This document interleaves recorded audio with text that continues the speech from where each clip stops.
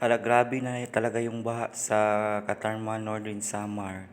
Grabe, abot na yung mga bahay nila, yung mga wire ng kuryente nasa baba na tapos meron silang mga nire-rescue. Ipag-pray po natin ang Northern Samar sa Katarman.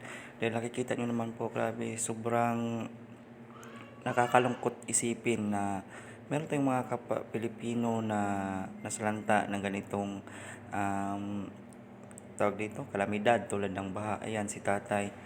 Naglangoy-langoy pa si tatay. Oh, tapos ano lang yung hinahawakan niya, foam lang. Wala, grabe. Sino yung nirescue niya? Babae ba? May nirescue silang babae. Grabe, ang hirap. Sobrang lalim na yung tubig. Ala, yung mahirap dyan. Uy, pati yung bahay na malaki. Tapos meron pang ano dun sa bubong talaga siya. Kukunin siya. Parang Parang gulong yung inanuhan nilang tatlo, oh. Tapos naglangoy, mataba ang babae.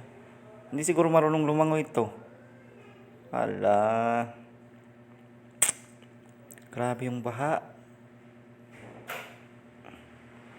Nakaka-trauma itong mga ganito, lalo na pag talaga yung bagyo. Pag ganito talagang mga buwan, mga November to December, ang dami na talaga dyan ang mga bagyo na paparating, babaha, mag-landslide. Kaya po sa lahat ng mga ano dyan na nasa malapit sa ilog, malapit sa dagat, tapos yung parang bahay nyo pag delikado sa landslide, pag malakas na yung ulan, naku po, magsilikasan na po. Huwag pong hintayin na ganito yung mangyayari bago kayo magsilikasan kasi ang hirap-hirap kaya mag-rescue. Buti na lang walang ulan, baha na lang talagang bahay. Oh, lubog na lubog na yung bahay. Tapos, ano, langoy. Tapos yung mga dumi dyan, nandyan lahat.